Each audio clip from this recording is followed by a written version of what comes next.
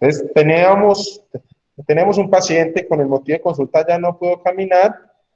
Esta es la enfermedad actual, una debilidad en las 4 extremidades que se va haciendo progresiva con lo paso del tiempo y marcada alteración de los esfínteres.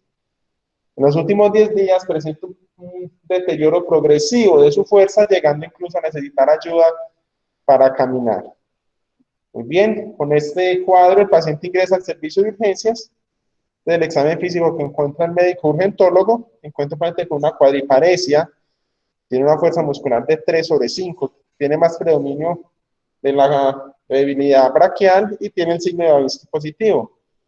El médico urgentólogo decide realizar una resonancia magnética ante la sospecha de un cuadro de síndrome de neuromotora superior. Va a hacer nada más una resonancia de la columna cervical y este es el hallazgo. ¿Listo? No sé si nos podrá compartir que le vea la resonancia.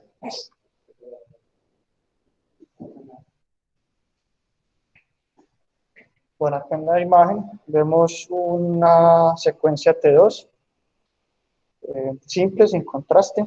Encontramos varios hallazgos. Primero, pues cambios osteartrósicos. Tenemos 2, 3, 4, una degeneración del cuerpo y al parecer del disco de C4, C5, con algo de retrolistesis de C5, más o menos grado 2, tirando a grado 3.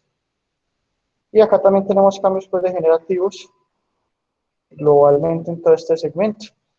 Vemos hiperintensidad a nivel de la médula, lo cual indica que el paciente está desarrollando una mielopatía o ya la tiene por la clínica. Y un compromiso bastante grande de los segmentos y el nivel, al menos de 4 niveles con respecto a la columna inferior. Muy bien, Simón. Este paciente con esta resonancia magnética decide realizarle una interconsulta al servicio de neurocirugía. La idea es que cada uno de nosotros, con la ayuda de esta resonancia magnética, se haga las siguientes preguntas. ¿Qué opciones de tratamiento le podría brindar a este paciente? ¿Requiere cirugía? Vamos a dejarlo que siga en seguimiento clínico. En caso de que pensamos que tiene cirugía, ¿cuál es la mejor vía de manejo? Realizar una cirugía por vía anterior, realizar una cirugía por vía posterior. En el transcurso de la charla les daré unos tips para poder responder estas interrogantes.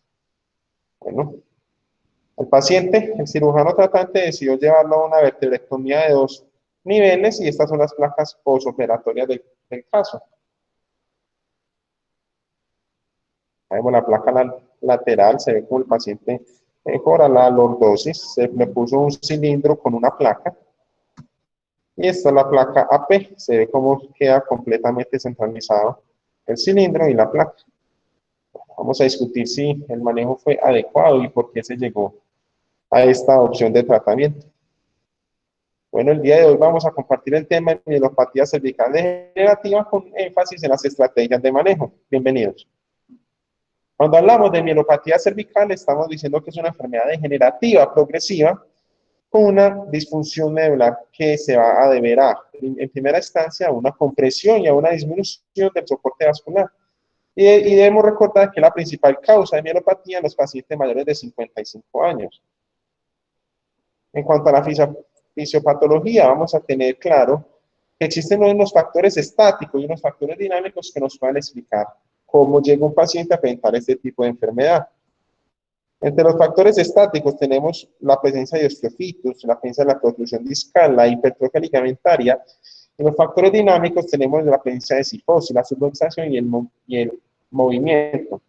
La fisiopatología no se puede simplemente explicar por una disminución en el soporte vascular debido a que se ha visto que pacientes con esos factores dinámicos, pacientes que tienen una deformidad cifótica, una subluxación o que hacen rango de movimiento mayor a lo normal, presentan compresiones medulares por tiempo, por eso se llaman factores dinámicos. Cuando esos factores ya van progresando y se van dando unos cambios degenerativos, como por ejemplo la protrusión discal, el efecto compresivo sobre la médula se hace permanente y se convierten en los factores estáticos. La característica de estos dos tipos de factores en la generación de la fisiopatología de la mielopatía es que ambos van a precipitar la estenosis. ¿Qué sucede? Cuando el paciente ya tiene la estenosis, miren toda la cascada que nos va a empezar a presentar el paciente, explicada por una disminución del soporte vascular, nos puede llegar a áreas de isquemia local. Estos van a presentar cambios celulares, como muerte celular, apoptosis y todos los cambios que se pueden empezar a presentar a nivel celular, que nos pueden empezar a explicar la clínica de la mielopatía cervical. Cuando hablamos de qué tipo de compresión pueden presentar estos pacientes, pueden presentar compresiones desde anterior o compresión ventral o compresiones posteriores desde la parte dorsal. ¿Qué cosas nos pueden comprimir la médula por su parte ventral? Tenemos el disco intervertebral, tenemos los osteofitos y tenemos una osificación del ligamento longitudinal posterior. Por su parte, ¿qué cosas pueden comprimir la médula en su cara dorsal? Tenemos el ligamento amarillo y una hipertrofia parasitaria. Hay que recordar que el diámetro del canal medular a nivel cervical es entre 18 y 16 milímetros. Pero eso es solo el diámetro del canal medular cuando está completamente solo. Miren que cuando empezamos a meter las estructuras, como el ligamento longitudinal posterior y el ligamento longitudinal amarillo, sumado a un disco, ese diámetro empieza a ser tan crítico, por lo cual se dice que cuando el diámetro de un canal medular tiene una medida de 10 o menos, el paciente está en alto riesgo de presentar mielopatía cervical. Bien, este es el índice de Top-Pavlov. Esto nos va a decir los pacientes que podrían presentar un canal cervical estrecho congénito, y esto simplemente se hace tomando las siguientes medidas. Usted toma la medida del diámetro de un cuerpo vertebral y el mismo diámetro en el nivel medular y hace una comparación. Si este valor le da menor de 0.8, estamos hablando de que el paciente tiene un claro canal cervical estrecho congénito con un riesgo alto de presentar mielopatía cervical.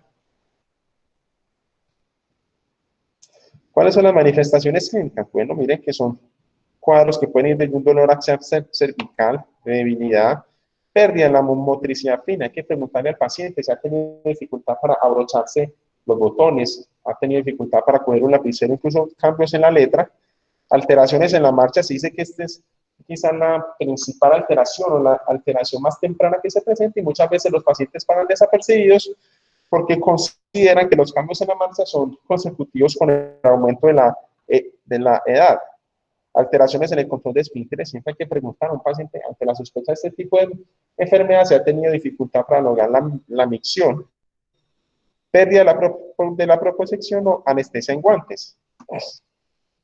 ¿Cómo hacen el acercamiento diagnóstico? Bueno, tenemos estas tres modalidades de ayudas diagnósticas: la radiografía, la tomografía y la resonancia magnética. Vamos a ver los pros y los contras. Muy bien, cuando tenemos una radiografía, tenemos que las fortalezas es que nos permite ver el alineamiento de la columna cervical, nos ayuda a ver la presencia de osteofitos, nos permite estudiar alguna patología ligamentaria, y además se pueden hacer estudios en flexión y extensión que nos hablen de un componente de inestabilidad. Las limitaciones de este estudio es que es un estudio que nada más nos muestra dos planos y que no nos va a mostrar los tejidos blandos. Por su parte, la tomografía nos va a mostrar las siguientes fortalezas. Es un estudio de 3D, nos muestra la anatomía ósea detallada, nos permite hacer un planeamiento en el caso de que queramos hacer una fijación, nos muestra la calidad ósea del hueso de nuestro paciente, nos permite estudiar patología ligamentaria como la osificación del ligamento longitudinal posterior y el ligamento clavo. Cuanto a las limitaciones, es un estudio que se hace en supino, por lo cual nos permite ver una verdadera carga fisiológica y no nos vamos a los tejidos blandos. Bueno, el siguiente estudio es una resonancia magnética, tiene fortalezas. Nuevamente es un estudio 3D, nos muestra en detalle el tejido blando, nos muestra la médula espinal, podemos estudiar cambios que nos puedan hacer sospechar en mielopatía ya instaurada, nos muestra los discos intervertebrales y nos muestra cambios en la señal intramedular. Y las limitaciones, nuevamente, es un estudio que se hace en supino y no nos estudia con claridad la anatomía ósea. ¿Cuál estudio se debería mandar? Idealmente, usted debería tener estos tres tipos de estudios al momento de estudiar un paciente. Bien. Ahora sí, Vamos a ver qué estrategias de manejo tenemos. Bueno, el manejo puede ser quirúrgico, puede ser conservador. Cuando hablamos de cómo vamos a decidir qué paciente o manejo o al otro, tenemos estas dos escalas. Esta es la escala japonesa modificada, nos va a dividir los pacientes con síntomas leves, moderados y severos. Sin embargo, estas escalas se usan más que todo para hacer en estudios de ensayos clínicos. ¿Qué nos van a decir? Miren que cuando vemos en la escala de Lore nos va a ver el grado de discapacidad que no es necesario hacer esas escalas en cada paciente al sistema porque nada más usted puede mirar que cada una de las preguntas son las preguntas que el médico desde la atención inicial le hace al paciente para saber el grado de compromiso.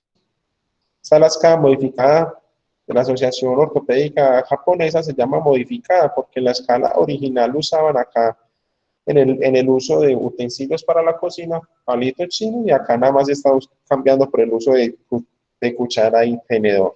Bueno, la escala japonesa, nuevamente, miren acá cómo los dividen los pacientes si tienen una mielopatía severa, mielopatía moderada, mielopatía leve. Entre más alto le den puntaje, decimos que el paciente tiene un menor grado de compromiso mielopático, y entre más bajo le den puntaje, decimos que el paciente tiene mayor compromiso.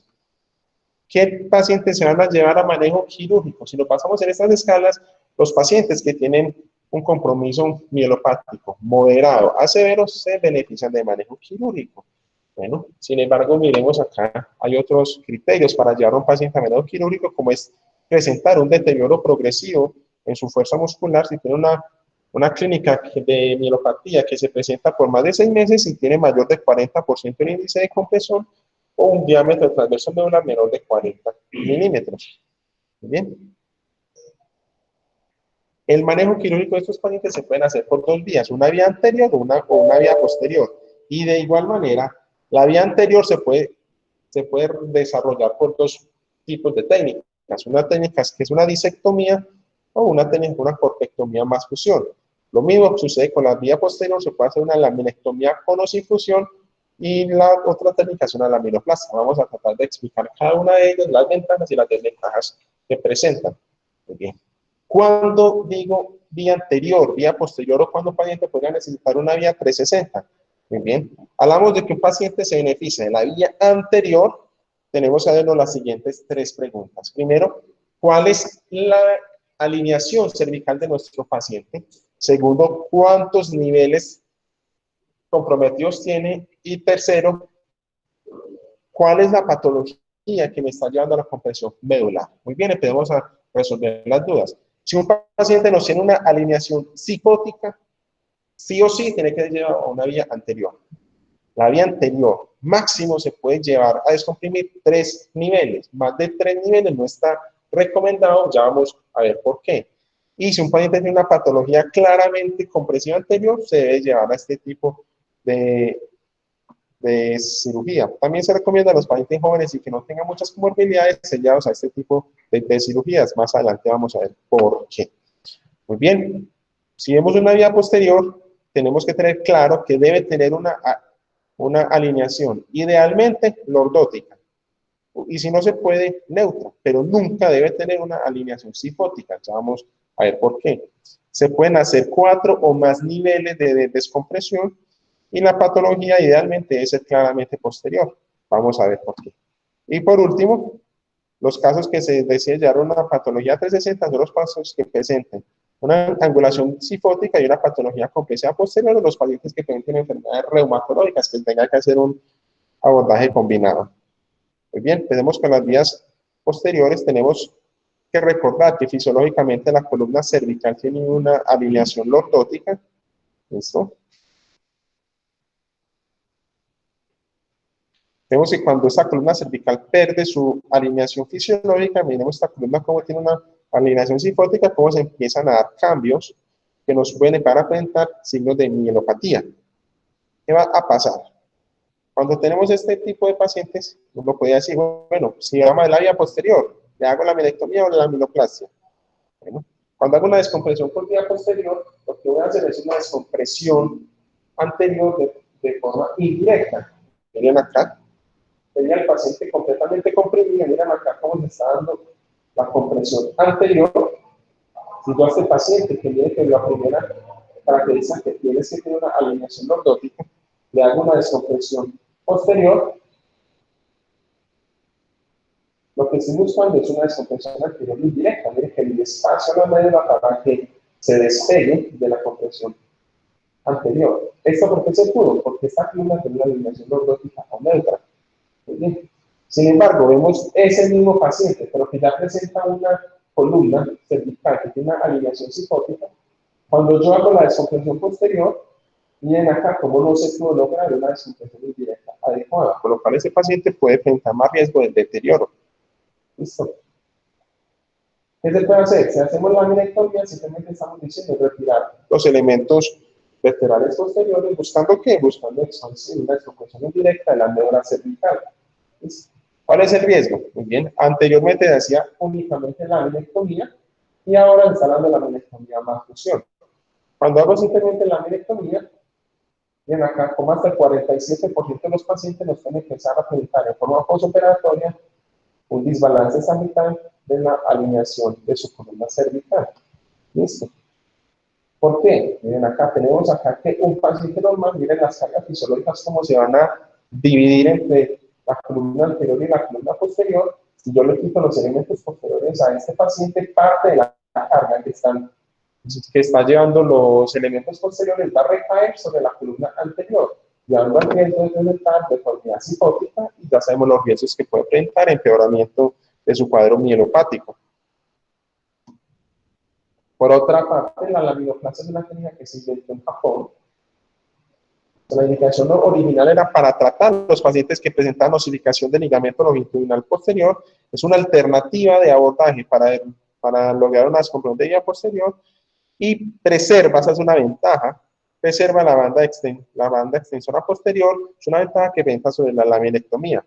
¿Cómo se hace? Simplemente encontramos acá una vértebra, el objetivo es aumentar el diámetro del canal medular con ayuda de una fresa o de una Kerrison. Usted simplemente va a entrar y a fresar así como si fuera a abrir una puertecita, buscando que si usted corta este hueso, le coloca un conector, usted puede, la técnica adecuada de buscar un aumento adecuado del diámetro medular para así lograr una descompresión indirecta del canal. Muy bien. Entonces, ¿qué ventajas tiene una técnica sobre otra? Miren, este estudio nos comparó pacientes que fueron llevados a la laminectomía más fusión y otros pacientes que se les hizo laminoplastia. Obviamente, como vamos a estar haciendo una técnica menos invasiva, los pacientes con laminoplastia presentaron menor tasa de sangrado, menor estancia post-hospitalaria. Sin embargo, los pacientes que tuvieron laminectomía más fusión, como se les hizo laminectomía, un mayor grado de descompresión, presentaron una mejoría neurológica cuando se midió por la escala de Nuri. Pero miren acá, las tasas de dolor cervical fueron prácticamente iguales. ¿Qué nos concluye este estudio? No existe una superioridad clara de una técnica sobre la otra cuando estamos buscando mejoría mielopática. Sin embargo, usted al momento de llevar a un paciente a una abordaje posterior, si usted va a decir, me voy por una ruta o por la otra, tiene que estar seguro de los riesgos que presenta cada una de estas técnicas. Y uno de los riesgos que se puede enfrentar es una pareja transitoria de C5. ¿Por qué se produce esto? Muy bien, ya hemos dicho que la vía de descompresión posterior nos busca es una descompresión indirecta, por lo cual, si usted quita los elementos, la médula puede hacer un efecto de tracción. Y como la raíz de C5 es más corta, ese efecto de tracción puede presentar daños a nivel neuronal, presentando desde neuropraxia hasta axonognesis, que nos puede llegar a una duración hasta de 6 meses. ¿Listo? Cuando hablamos de la vía anterior, podemos hacer o disectomía o corpectomía más fusión. Vamos a ver ventajas de cada una. Cuando hablamos de disectomía, simplemente estamos diciendo retirar el disco intervertebral y meter un soporte. Generalmente es un cajetín con matriz ósea. Bueno, ¿qué hay que tener en cuenta? Muy bien. Cuando hablamos de hacer más de 3 niveles, tenemos que conocer cuál es el riesgo de pseudoartrosis. Conocemos que el riesgo de pseudoartrosis es hasta el 3% por cada superficie en contacto. Por lo cual, miren, en este caso, este paciente se le hicieron 3 disectomías y dijimos que el riesgo de pseudoartrosis es del 3% por superficie de contacto. Este paciente, ¿cuántas superficies de contacto tiene? Por cada disco tiene ya 2, acá tiene 6, acá tiene 12, acá tiene 18. Listo, 18% de riesgo de pseudoartrosis este paciente. Listo. Hay unas formas de disminuir el riesgo de pseudoartrosis y es con el uso de dispositivos de placas o de autofijación. Muy bien. Miremos acá. Cuando usamos placas, el grado de fusión es de un 82% en comparación con un 62% de los pacientes que no se les pone placa. Listo. Además de que el uso de esta placa nos protege contra la subsidencia y la pseudoartrosis. Muy bien. Por su parte, la corpectomía, estamos diciendo simplemente retirar un cuerpo vertebral, hacer una vertebrectomía vía anterior y está generalmente indicada cuando la patología compresiva es directamente relacionada con el cuerpo, cuando tenemos la presencia de más de un 30% de osteofitos o tenemos una osificación del ligamento longitudinal posterior de tipo segmentaria. Muy bien. ¿Qué es mejor? ¿Llevar un paciente a disectomía o llevar un paciente a corpectomía? Bueno, en realidad una técnica y la otra son diferentes, utilizan la misma vía, pero cuando hablamos de mejoría de la lordosis cervical, la técnica que más fácil nos mejora la lordosis cervical va a ser la disectomía. Miren, la disectomía nos mejoró en 17 grados la lordosis cervical, es una corpectomía con solo 14 grados. Bueno, vamos a hablar un poco de la anatomía quirúrgica cuando hacemos una abordaje anterior. Muy bien. Primera cosa que hay que hacer cuando estamos frente a un paciente en el quirófano, decidir dónde vamos a marcar la incisión de piel. Bueno, tenemos estas 3 estructuras que nos van a ayudar a reconocer en qué segmento nos encontramos. El hueso hioides generalmente está a la altura de S3, el cartílago tiroideo está a la altura de S4 y el cartílago cricoideo a la altura de S6. Viene la segunda gran pregunta, ¿dónde hago la incisión? ¿En el lado izquierdo o en el lado derecho? Los defensores de hacer el abordaje en el lado izquierdo dicen que en el lado izquierdo, como el nervio laringeo recurrente tiene una distribución más anatómica y más fija, se presentan menores tasas de disfonía postoperatoria.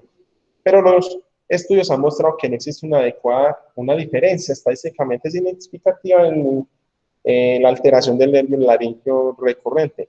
Hay cirujanos que prefieren usar la vía de abordaje por la parte derecha, dicen generalmente que si el cirujano es diestro, entre por la derecha, pero generalmente es decisión del cirujano por donde quiera estar. Una recomendación, si usted va a entrar por el lado derecho, como la distribución del nervio laringeo recurrente es más aberrante, trate de buscarlo para poderlo proteger. Listo. La segunda pregunta, ¿cómo hago la incisión? ¿Va a ser una incisión completamente horizontal o va a ser una incisión oblicua? Muy bien. Si usted va a hacer un nivel, haga una incisión horizontal. Si usted va a hacer corpectomías o más de 3 niveles, puede hacer una disección oblicua. Y otra recomendación, si usted va a hacer disección, un abordaje alto, niveles por encima de ese 3, se recomienda hacer nuevamente incisiones oblicuas por el riesgo de lesionar la hipofaringe. La disección se hace por planos. El primer plano que nos encontramos es el músculo platisma. El músculo platisma se debe abrir en la misma dirección de las bandas de la fibra muscular. Luego vamos a hacer una disección roma, pasando por la fascia prevertebral anterior. Vamos a encontrar el músculo esternocleidomastoideo y aquí vamos a empezar a presentar los tips para no hacer riesgos con las estructuras anatómicas. El riesgo de hacer daño a una estructura vascular es de un 0.25% en ese tipo de abordaje. ¿Qué sucede? Que ese 0.25% puede ser un 6% de mortalidad, porque el abordaje de estas estructuras van a ser, miren acá tenemos el paquete vasculonervioso, tenemos la arteria carótida, tenemos la vena yugular y tenemos acá el nervio vago. ¿Qué va a pasar? Cuando usted encuentra el músculo esternocleidomastoideo, usted se va a ir hacia medial, ¿listo? Pero tampoco se tiene que ir muy medial, porque si se va demasiado medial, se va a contar con la estructura que va a ser el esófago o la vía respiratoria, por lo cual también puede presentar complicaciones. La complicación es una penetración esofágica, van hasta un 5%. Muy bien. Una clave para no perderse es cuando usted encuentre el músculo esternocleidomastoideo, lo levanta y va a ver el músculo homoioideo debajo. El homoioideo, cuando estorba, hay algunos autores que dicen que se puede cortar sin alguna alteración. Sin embargo, es mejor no cortarlo para evitar sangrado que ensucie en el campo. Entonces, una clave, levante el esternocleidomastoideo, se encuentra el músculo homoioideo y eso le va a ir dando plano. continúe con una disección Roma, siempre disección Roma. Cuando ya esté en la fascia prevertebral profunda, usted se va a guiar por la línea media y se van a encontrar esas dos estructuras que van a ser los músculos longus colli. Los músculos longus colli van a estar desde la altura de S3 hasta T1. ¿Listo? Evite usar el bipolar, el monopolar, porque cuando estamos a esta altura es donde más riesgo se presenta de daño del nervio laringio recurrente. Así se va a ver el abordaje. Pues, esta es la línea media. Acá estaría el paquete vascular nervioso, miren acá el músculo longus colli. Y vamos con la segunda parte más importante. Marque el nivel. Usted ya tiene la vértebra, digamos, ahí como una adecuada disección, pero usted no sabe si verdaderamente es que las vértebras no están marcadas acá como les estoy mostrando en este gráfico. ¿Qué se debe marcar? La recomendación que les voy a dar es que marquemos el cuerpo, no marquemos el disco. Hay estudios que han mostrado, lo hizo el profesor Gustavo, que cuando usted marca el disco, si usted se equivoca, el solo hecho de haber marcado el disco incorrecto puede presentar mayor riesgo de generar una patología degenerativa. Listo. Ya cuando usted tenga marcado el disco, simplemente proceda a hacer la corpectomía. Muy bien, eso era lo que le tenía para hoy. Nuevamente repasamos el caso, repito, es un paciente de 65 años, tiene cuadros de cuadriparesias de 6 meses de evolución, tiene alteración de esfínteres. El paciente nos dice, para que yo pueda orinar, tengo que decir a mi esposa que me ayude a sacudirlo, pues, para lograr la micción. Y en los últimos 10 días ha presentado deterioro progresivo de su fuerza muscular. Este es el abordaje que se le hizo, vertebrectomía de los dos niveles, y acá tengo las placas posoperatorias. Ninguno más. Pues yo creo que se le puede haber hecho. Primero,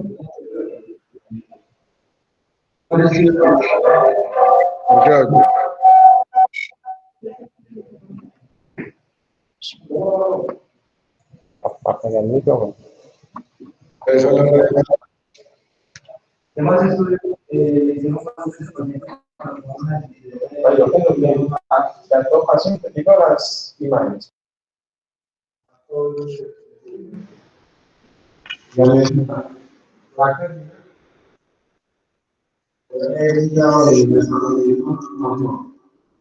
Y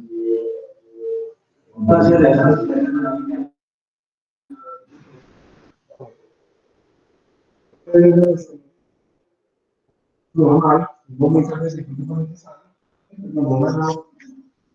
anatomía estática sana, pero el paciente claramente mielopático.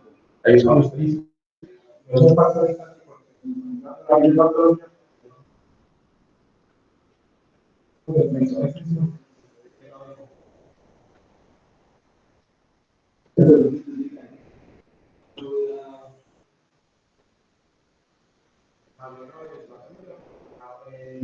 El objetivo de la segunda.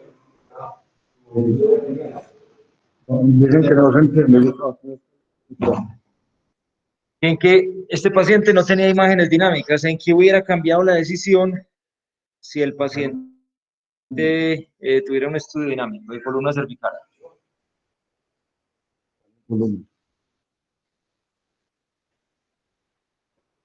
Yo considero que, aunque las placas dinámicas son muy útiles en los pacientes con mielopatía cervical, la idea de cirugía en este paciente, como se puede ver una compresión y unos cambios mielopáticos, imagenológicos y clínicos tan claros, no hubiera dado cambio en el tipo de abordaje que se le dio al paciente.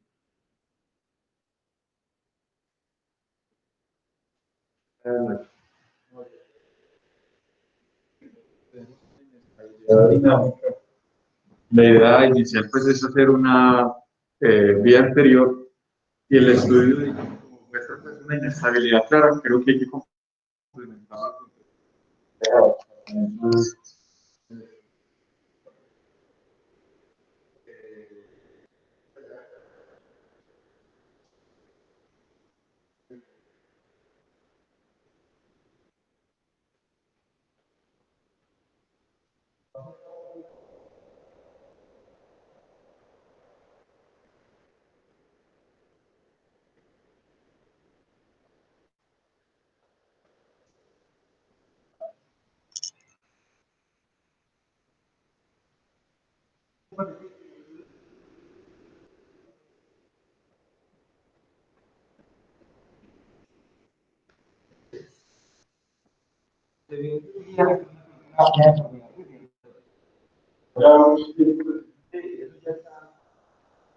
Entonces, sí, eso es 4 o 5. Yo pienso que la cirugía pudo haber sido encima creo que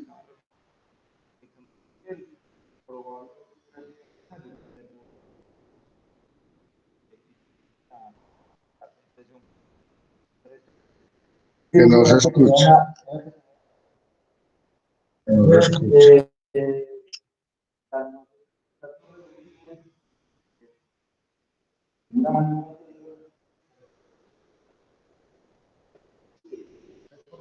quitar los dos cuerpos que parece como parece una cirugía, digamos, parece una cirugía, digamos, puede parecer más grande de lo que el paciente necesitaba, pero realmente el problema es que el paciente ya está completamente inquilótico,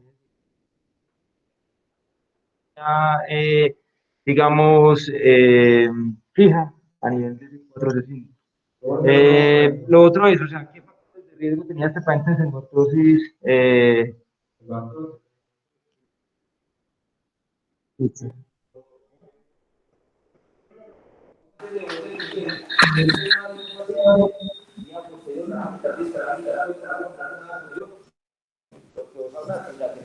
¿Cuál es el riesgo de pseudoartrosis del paciente? ¿Sí o no? Entonces, ¿cuáles son los riesgos de pseudoartrosis en un paciente que va a ser sometido a una fusión cervical? Vamos a pensar que nos tiene más riesgo de pseudoartrosis. Listo. Segundamente, ¿cuánto van a ser las superficies de contacto? Como este paciente le dimos una corpectomía, nada más nos va a tener, digamos, entre comillas, un 6% de riesgo.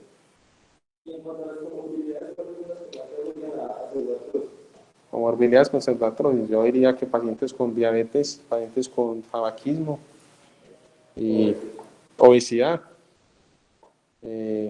y con osteoporótica.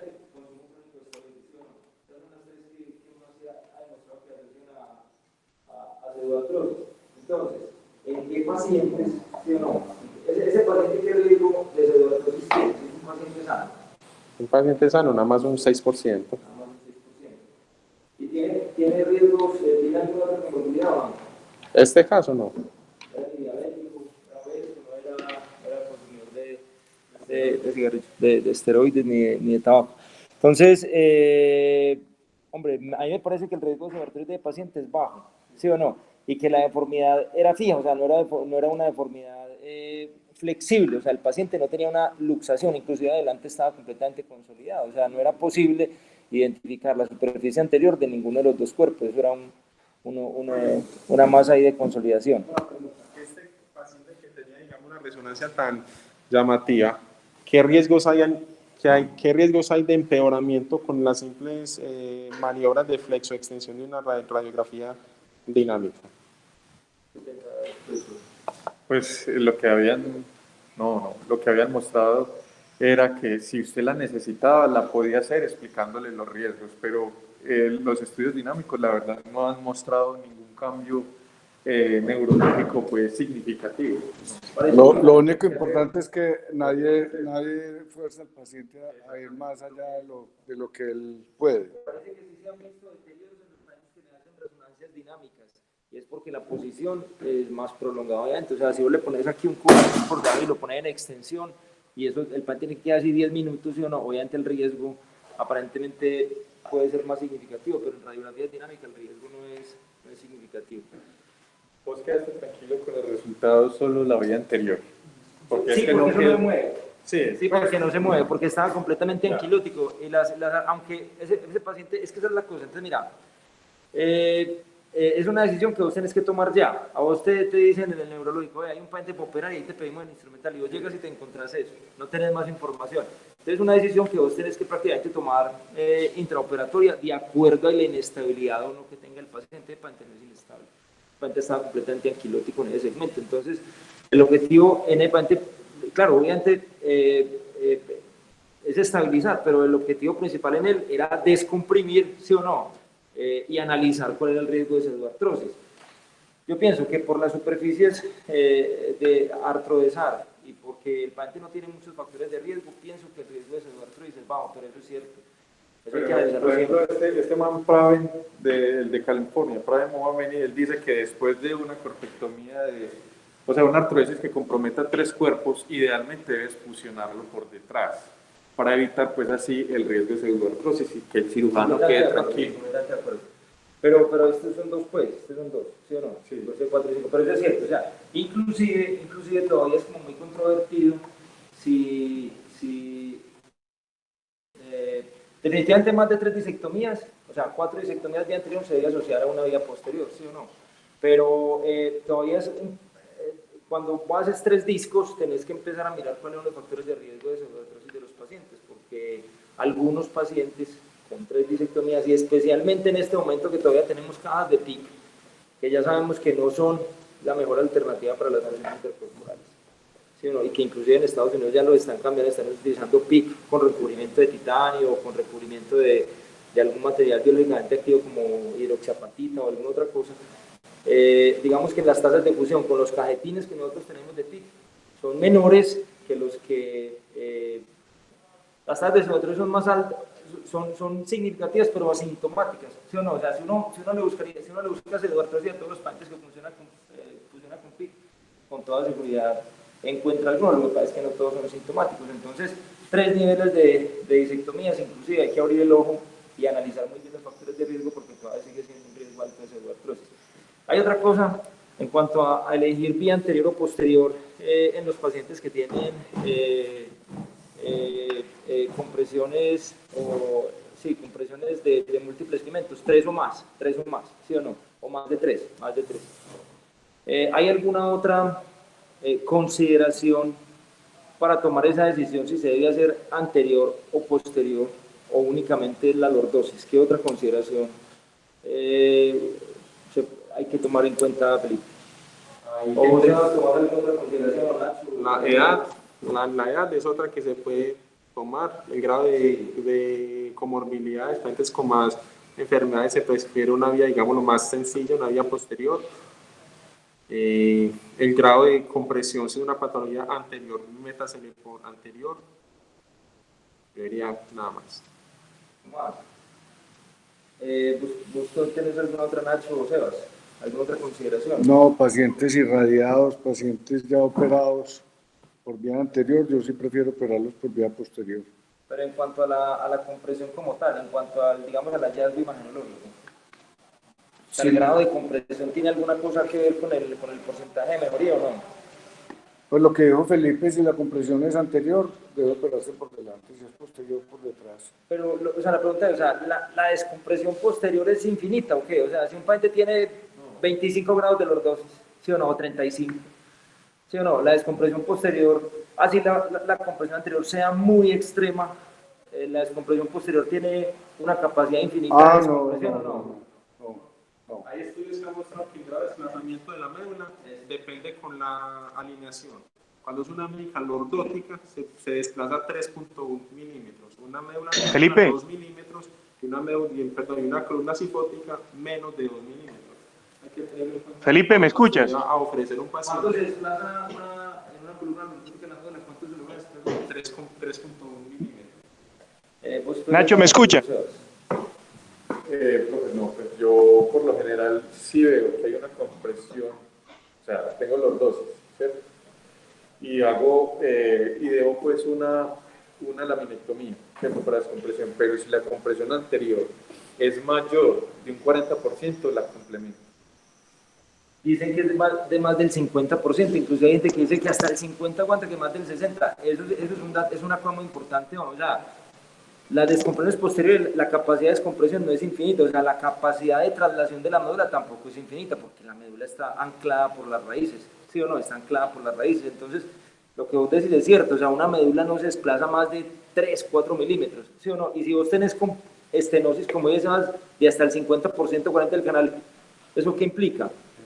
Que ya cuánto se ha desplazado la médula, 4 milímetros, ¿sí o no? O sea, si el canal mide 10 o mide 12, ¿sí o no? Si vos tenés un 50% de, digamos, de compresión anterior, la médula ya se ha desplazado, lo que se puede desplazar con la laminoplastia. Entonces, así un paciente tiene una lordosis muy bonita, si las compresiones anteriores son muy significativas y hablan dicen 40, 50, algunos dicen que hasta el 60%, la vía posterior no es útil.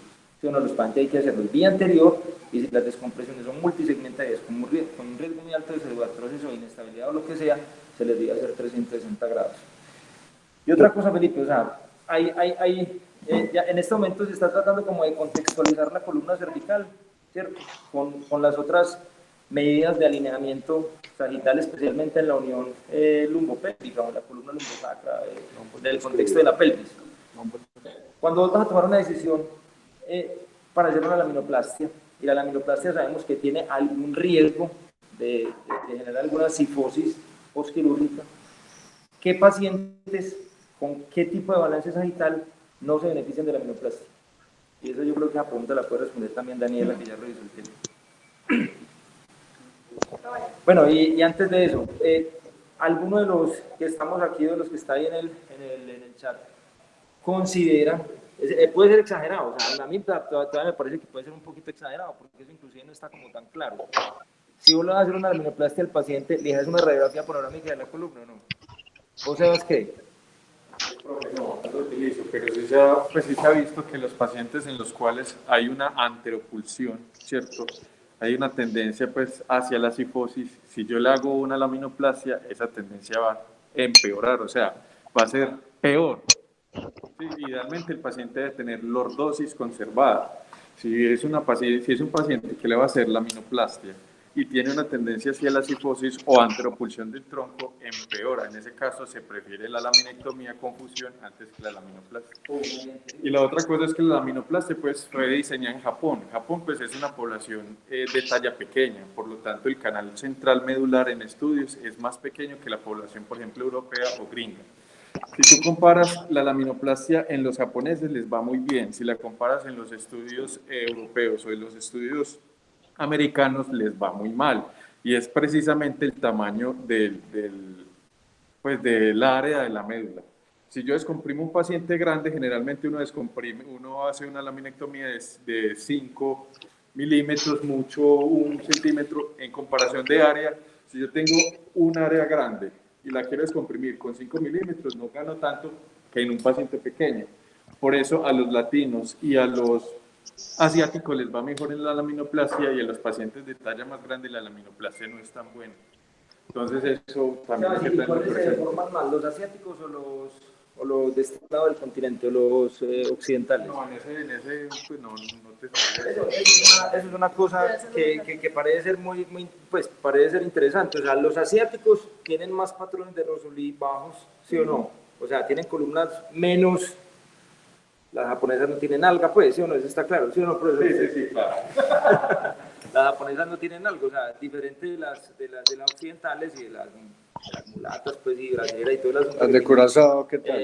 No, espectacular, que tienen más curvas, ¿sí o no? Entonces, en Asia, los patrones de Rosoli son más 1 y 2, y aquí en este lado son más...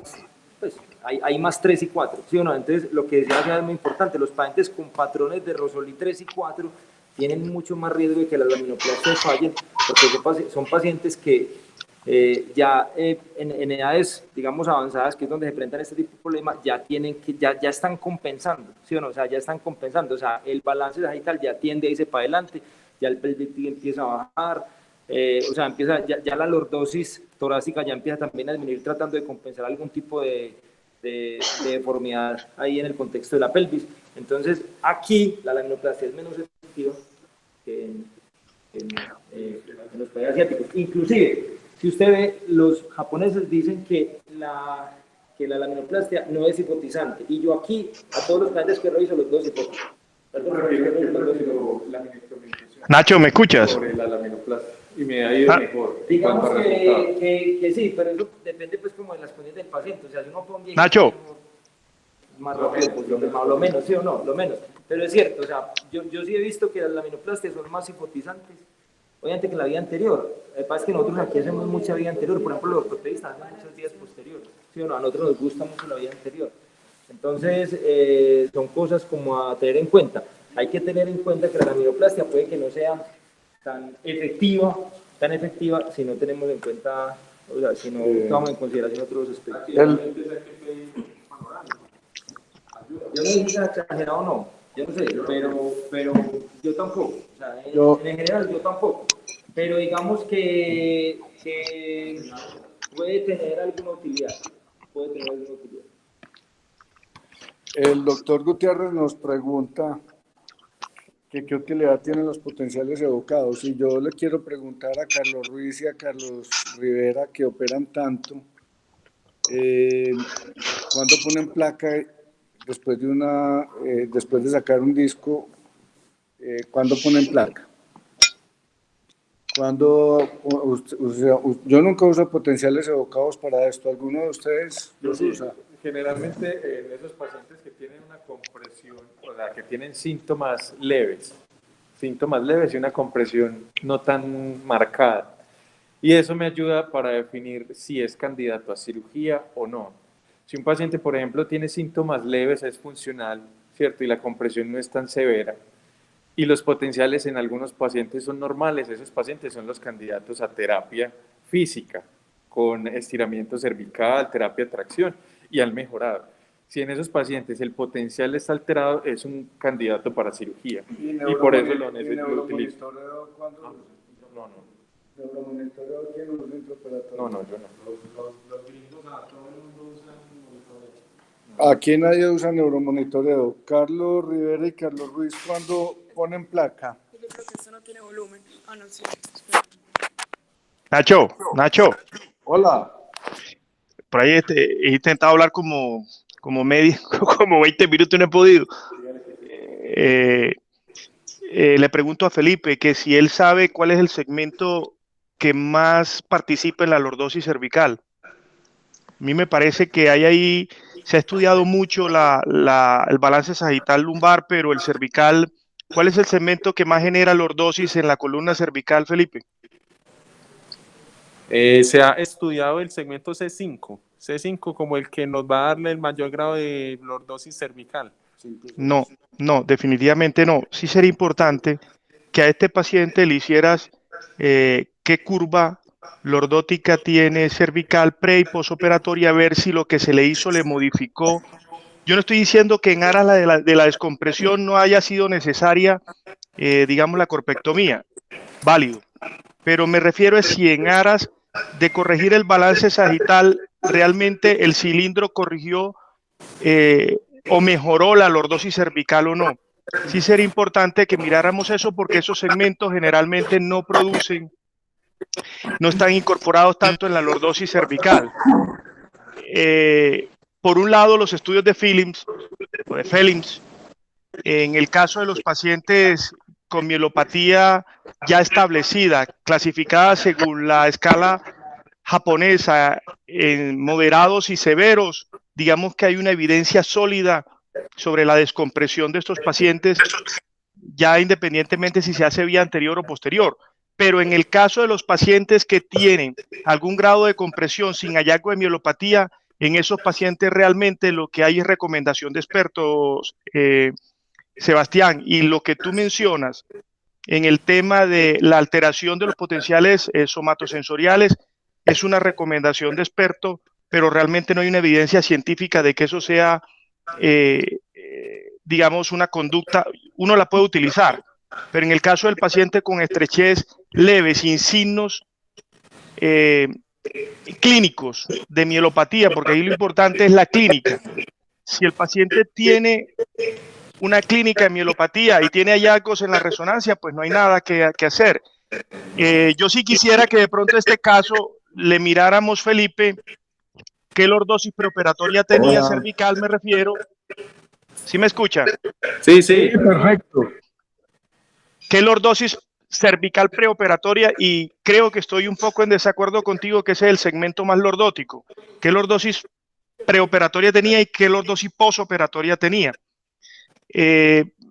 Hay segmentos que generan más lordosis dentro de la curvatura cervical.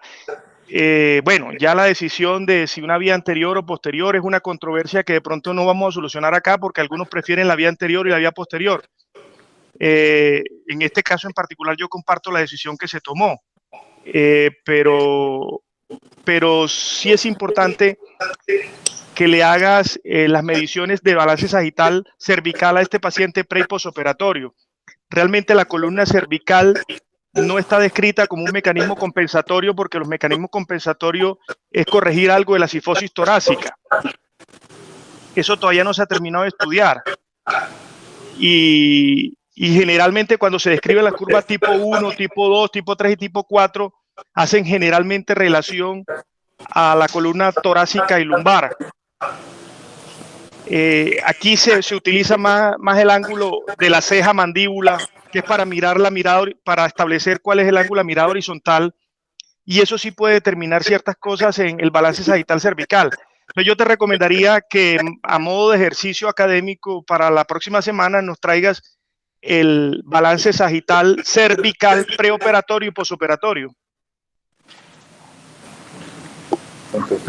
¿Listo, profe? Sí, señor. En cuanto a los potenciales hematotensiores definitivamente no tienen ninguna utilidad en la predicción de progresión o no de una mielopatía. O sea, eso lo dijo Sebastián muy claramente. Los que se han relacionado con algún tipo de predicción en cuanto a la evolución son los potenciales evocados motores. O sea, no tiene sentido mandarle potenciales evocados hematotensiores a algún paciente con la intención de tomar alguna decisión quirúrgica y definir el pronóstico. Pero lo que sí está escrito, que lo describe y que lo expresa claramente el grupo de Toronto en las últimas guías, es que la electromiografía sí tiene valor predictivo positivo. O sea, si un paciente con mielopatía, ¿cierto? Con síntomas mielopáticos, además de eso, tiene una electromiografía normal, la predicción de deterioro neurológico sí es importante inclusive más aún si tiene varias raíces comprometidas, y es obviamente por la fisiopatología. O sea, en una estenosis cervical no se dañan con mielopatía, lo que se dañan son los cuerpos neuronales, que muy probablemente se traducen en radiculopatías multifilmentarias. Entonces, no, está claro que los potenciales hematotensiores no tienen ninguna utilidad. Gustavo, hay que diferenciar dos grupos de pacientes, que fue lo que hizo Philips, y eso lo revisamos inclusive con los muchachos en una revisión de medicina basada en la evidencia. Lo que tú dices es muy cierto, son los potenciales motores. Hay que establecer qué paciente tiene clínicamente la mielopatía. Si el paciente tiene mielopatía clínicamente, y tiene la compresión de moderada a severa, los estudios definitivamente con un nivel de evidencia muy alto muestran que hay que operar y descomprimir ese paciente. La duda es en aquel paciente que tiene una estrechez, pero no tiene clínica de mielopatía, o tiene una escala de la escala japonesa de mielopatía con un valor muy cercano a lo normal. Entonces tenemos un paciente con una escala de mielopatía japonesa normal o cercana a la normal, con una estrechez leve a moderada. Ese es el paciente que realmente genera la duda sobre si intervenir o no. Y esos factores que tú mencionas, como la electromiografía, como los potenciales motores, son factores de recomendación de expertos. Realmente lo que yo leí, y no sé si Felipe me pueda corroborar, que lo revisamos en algún momento, esos son recomendación de expertos. No hay en este momento ningún estudio con un nivel de evidencia importante que diga, pero obviamente uno acepta la recomendación del experto, ¿no? De acuerdo. O sea, de acuerdo. No es, está claro que en ese trabajo dice que no recomiendan cirugías profesionales. Completamente de acuerdo. Carlos Rivera, te escuchamos. Muchas gracias. No, muy interesante todo, muy ilustrativo. La pregunta de Ignacio de la placa, hombre, yo diría lo siguiente, hablo pues desde la experiencia personal, que no es mucha, pero lo que yo he visto es lo siguiente. Yo creo que cuando uno fusiona instrumentado, cuando uno utiliza un cajetín cervical, pues ahí tiene que pensar en dos cosas. Uno es en la estabilidad de la construcción, tanto inmediata como a mediano y largo plazo, y lo otro es la alineación. Si uno está pensando en estabilidad, pues obviamente que un cajetín de los modernos, es decir, un cajetín con un tornillo de interferencia, pues probablemente le asegure a uno en uno o en dos espacios que el cajetín, o en 3 espacios, ese es el caso, si se va a hacer pues una vía anterior para 3 espacios, que no es lo más frecuente, probablemente le daría suficiente estabilidad inmediata. A largo plazo, pues obviamente la estabilidad depende del grado de fusión o de consolidación ósea real que uno logre con la construcción. El segundo punto es la alineación. Si uno con 2 espacios fusionados por vía anterior quiere mantener una lordosis muy buena, yo diría, desde mi punto de vista, no estoy hablando por estudios pues internacionales ni cosas de esas, yo diría que uno tiene que utilizar una placa de 2 espacios en adelante. ¿Por qué? Porque uno, cuando coloca el paciente para un Clovar, obviamente uno lo está colocando en una posición neutra o discretamente extendida. El grado de extensión es peligroso, como ya lo mencionó Gustavo, y hay que tener mucho cuidado con eso desde el principio de la cirugía. Pero uno, para mantener el paciente como lo está viendo en el fluoroscopio, en el acto operatorio, si uno quiere conservar ese grado de alineación que está obteniendo, una vez hecha la construcción, debería colocar una placa para poder asegurar que esa alineación sea la que uno realmente quiere. Ahora, entre cajetín cervical y cilindro, obviamente el cajetín conserva mucho mejor la lordosis cervical que el cilindro. Eso pues está estudiado y eso pues está descrito. Entonces, ahí es donde tiene uno que sopesar si es importante realmente retirar todo el cuerpo vertebral, como era la indicación en este paciente que muy ilustradamente presentó Felipe.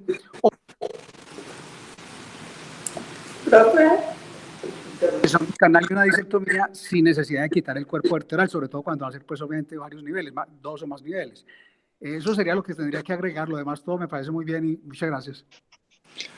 Los invitamos mañana al tema del Seminario Mayor de Fracturas por Osteoporosis. Muchas gracias a todos.